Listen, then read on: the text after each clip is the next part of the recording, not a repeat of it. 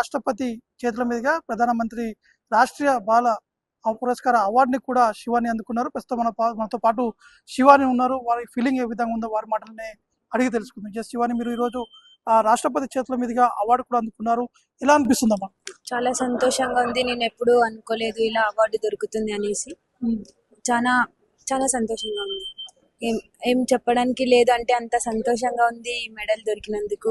ఇంకా నేను ప్రెసిడెంట్ ని చూస్తానని ఎప్పుడు అనుకోలేదు, మోదీ సార్ తో మాట్లాడతానని అనుకోలేదు. ఇవన్నీ జరిగేసరికి చాలా షాక్ లో చాలా హ్యాపీగా ఉంది.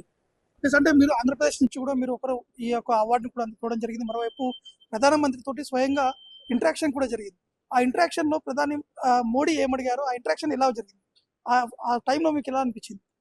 సార్ ఫస్ట్ నా పేరు అడిగారు. నా పేరు శివాని, నేను ఆంధ్రప్రదేశ్ నుంచి అంటే సార్ ఉండి శివాని గారు అనేసి సార్ అన్నారు. చాలా సంతోషంగా అనిపించింది. సార్ కూడా కొంచెం తెలుగు వర్డ్ యూజ్ చేసేసరికి చాలా సంతోషంగా అనిపించింది. ఇంకా సార్ చాలా డిస్కస్ చేశారు 1 hour వరకు. మీరు ఏం చెప్తారు, అంటే రానున్నటువంటి స్పోర్ట్స్ లో వచ్చేటువంటి మహిళలకి ఎలాంటి అంశాల మీద చెప్పబోతున్నారు, మీరు ఏం చెప్తారు వాళ్ళకి? ప్రభుత్వం చాలా ఉద్యోగాలు ఇంకా ఫైనాన్షియల్ గా సపోర్ట్ చేయాలి. ఇంకా ఒక డిజబిలిటీ వాళ్ళని తక్కువ చూడకూడదు. పారా స్పోర్ట్స్ వాళ్ళని చాలా సపోర్ట్ చేయాలి.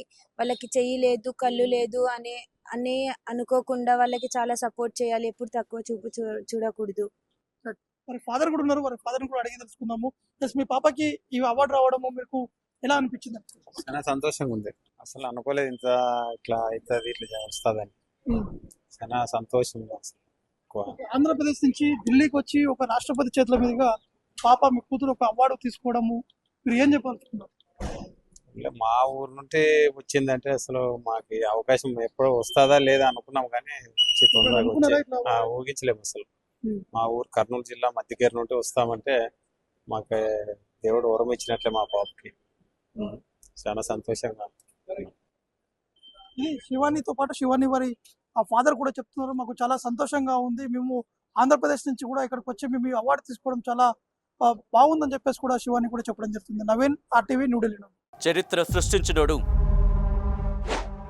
ఇప్పుడు ఆ చరిత్రని తిరగరాయబోతున్నాడు.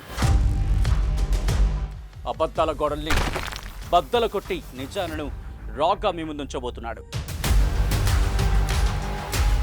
నిజమైన వార్తల కోసం వెంటనే డౌన్లోడ్ చేసుకోండి రా యాప్ని.